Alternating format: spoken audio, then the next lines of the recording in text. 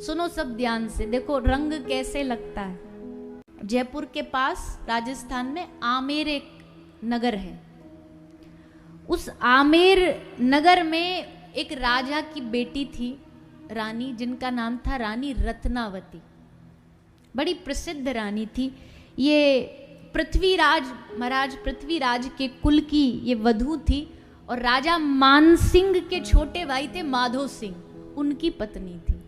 सुनो सब ध्यान से, देखो रंग कैसे लगता है।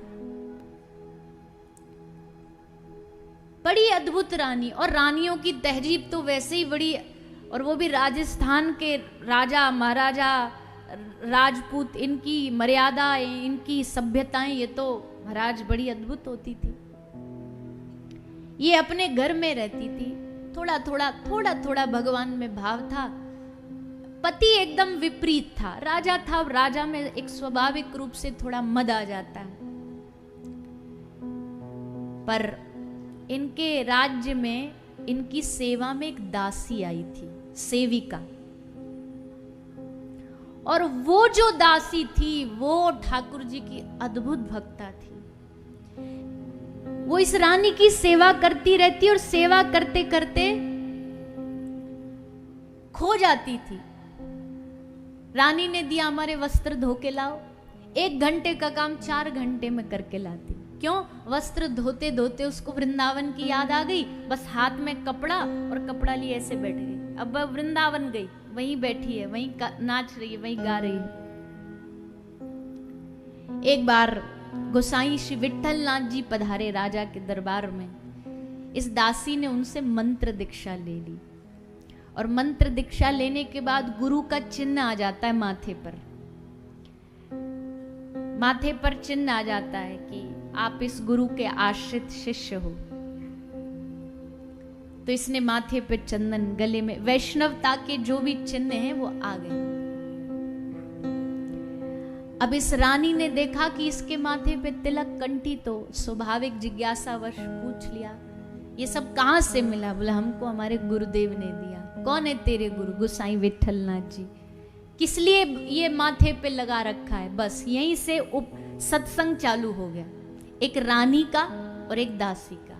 रानी ऊपर बैठी है, दासी नीचे बैठी है। सत्संग सुनाने वाला नीचे बैठा है, सुनने वाला ऊपर बैठा है। रानी ऊपर बैठी है, भक्ति का उपदेश दे रही है, और भक्ति का उपदेश देते देते देते ऐसा रानी में भाव जागा। सुनते सुनते रानी उसी क्षण अपना आसन छोड़ के नीचे उसके बराबर में आके बैठ गई, और हाथ जोड़ के रानी ने कहा कि मैं चाहती हूं ये तुमको जो चिन्ह मिले ना भक्ति के, ये रंग जो तुम्हें लगाए, ये मुझे दे दो। मैं भी चाहती हूं मेरे जीवन में भी ये रंग चढ़ जाए। आसन छूट गया।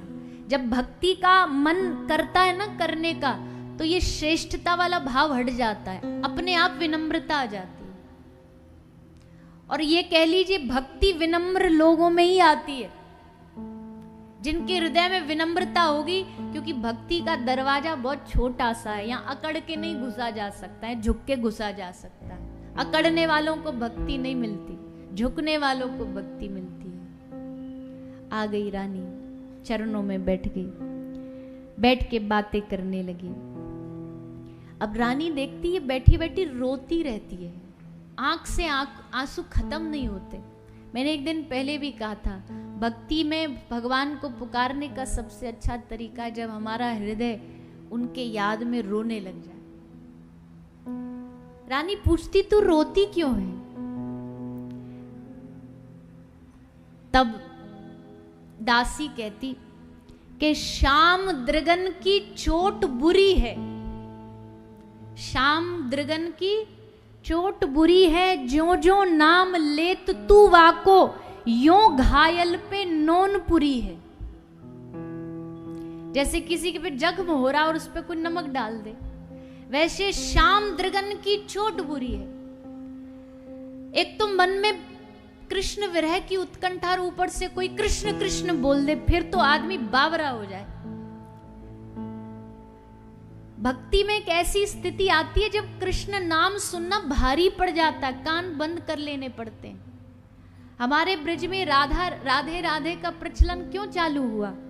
क्योंकि जब ठाकुर जी ब्रज छोड़ के गए ना, और कोई गलती से आके कह देता कृष्ण, जय श्री कृष्ण, तो सारी गोपी कई कई दिनों तक मूर्छित होके गिरी पड़ी रहती। इसलिए नंद बाबा ने बाहर द्वार पर पहरेदार खड़े कर दिए, बोले कोई ब्रज में आए कहना कृष्ण नाम नहीं लेगा कोई भी, ये गोपियों से सहन नहीं होता। महाप्रभु श्री चैतन्य महाप्रभु के आसपास परिकर खड़े रहते थे। जब भीतर कोई दर्शन करने जाता ना, जैसे संतों के दर्शन करने, तो बाहर शिष्य बता देते हैं ऐसे नहीं करना, वो नहीं करना। तो महाप्रभु के यहाँ क्या कहा जाता था? चैतन्य महाप्रभु के पास कहते थे भीतर जाना पर कृष्ण मत बोलना, क्योंकि अगर महाप्रभु कान में कृष्ण चला गया तो मूर्छित हो जाएंगे। कृष्ण नाम सुनते ही महाप्रभु ऐसे भाव में डूबते, हरि हरि कहे प्रभु गमन करीला, कृष्ण बोली उठी व्याग्र नाचीते लागीला। ऐसे नाचते धरती से कई कई फुट ऊपर उछल जाते, अश्रु की धार बहने लगती। इसलिए बाहर कह देते भैया हरि बोल नहीं बोलना भीतर प्रभु के सामने। और महाप्रभु जब रात्रि को सोते ना और सुबह जब जगते तो उनकी तकिया को पानी की तरह निचोड़ा जाता था, इतना विरह में रोते थे महाप्रभु,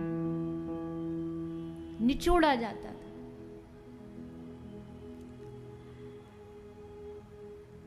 शाम द्रगन की चोट बुरी है, जो जो नाम लेत तू वाको, यो घायल पे नोन पुरी है। ना जानो अब सुधी बुद्धि मेरी, कौन विपिन में जाए दूरी है। नारायण नहीं छूटत सजनी, जाकी जासों प्रीत जुरी है। भैया प्रेम बड़ा खतरनाक विषय है, एक बार ये रोग लग जाए ना ठाकुर जी से तो शाम द्रगन की चोट बुरी है। अब क्या हुआ, धीरे धीरे रानी बदलने लगी। रानी के सब लक्षण छूटने, जैसे कहते हैं ना, कहावत है खरबूजा खरबूजे को देख के रंग बदलता है। एक भक्त को देख के अपने आप आपका जीवन बदलने लग जाएगा।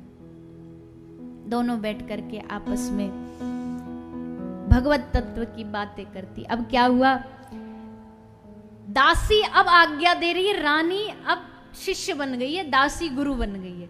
अब रानी जब आती थी तो दासी के लिए सिंहासन लगाया जाता, उसको बिठाती, चरण छूती रानी, उसको माला पहनाती और फिर पूछती अब बताओ मैं क्या करूं।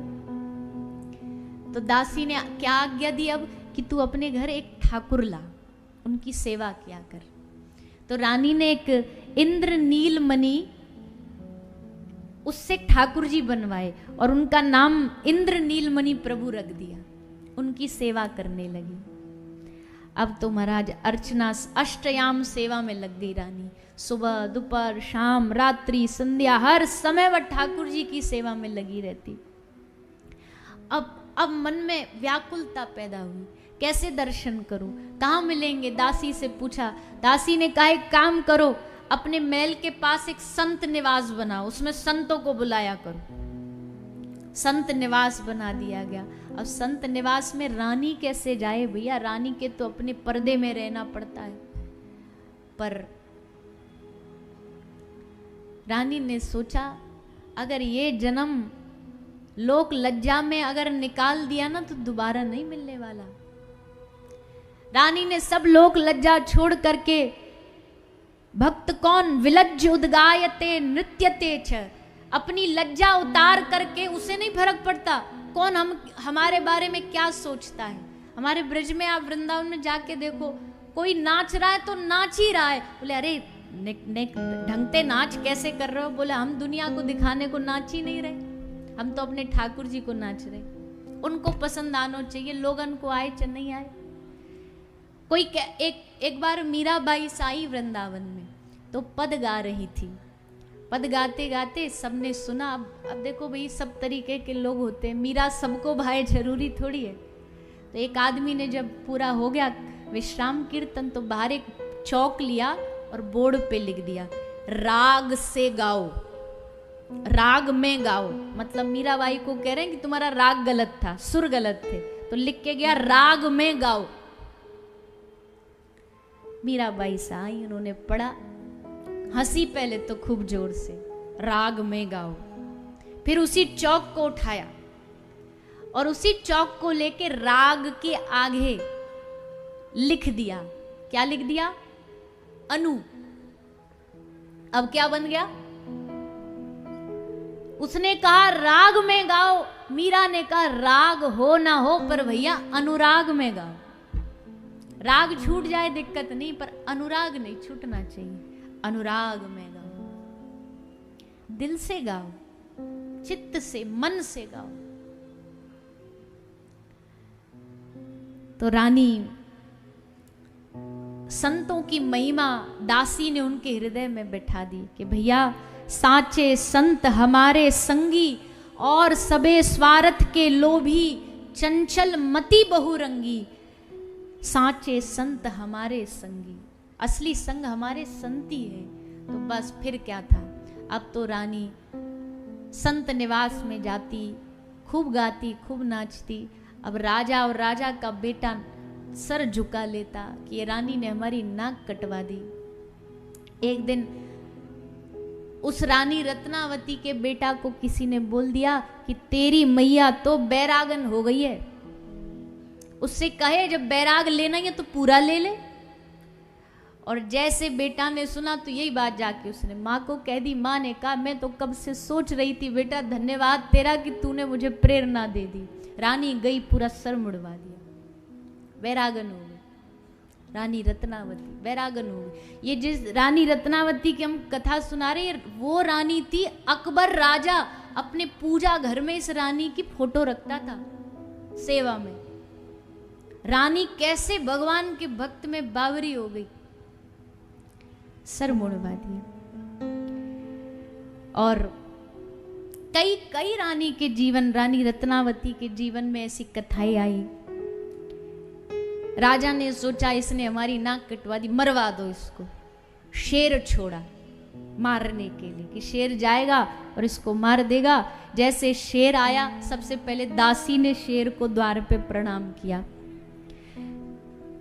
और फिर रानी ने फूलों की माला लेके शेर को पहनाई। और जैसे शेर को पहनाई तो मन में क्या आया कि आज भगवान नरसिंह मेरे घर पधारे हैं। ऐसा भाव रानी रत्नावती के मन में जैसे आया तो शेर से नरसिंह भगवान प्रकट हो गए।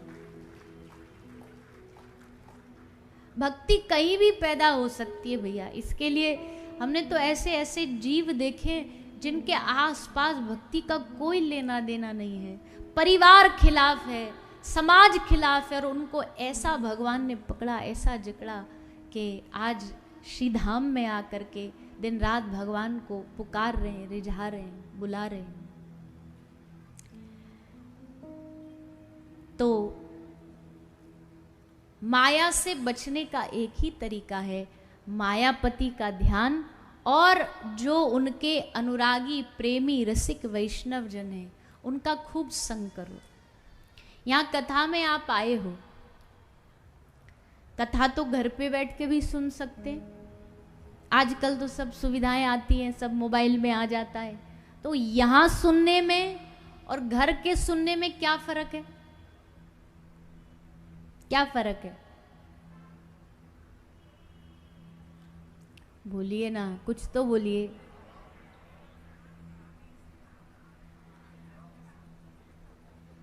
कथा तो वहां भी वही रहेगी, यहाँ भी भेद तो बहुत है, पर एक जो हमारा प्रसंग चल रहा है उस बात को लेके हम बता रहे हैं कि कथा तो वहां भी यही है, यहाँ भी वही है, पर वहां सुनने में तो आएगा, पर वहां भक्तों का दर्शन नहीं होगा। यहाँ भक्तों का दर्शन होता है।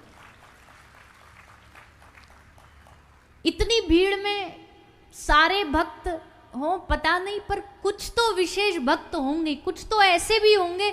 हमको कई कई श्रोता तो ऐसे मिलते, हमारा मन करता है व्यासपीठ से उतरे और इनके चरण अपने माथे पे लगा ले। इतनी भक्ति इनमें कहाँ से आई? चरण धो ले इनके। ऐसे भगवान के भक्त कई बार कथा सुनने आ जाते हैं। ऐसा एक भक्त भी, पूरे नहीं, एक भक्त भी अगर इस पूरे पंडाल में ऐसा सच्चा वैष्णव बैठा होगा ना, वो यहाँ जितने उपस्थित हुए अपनी कृपा से वो सबके जीवन को बदल सकता है।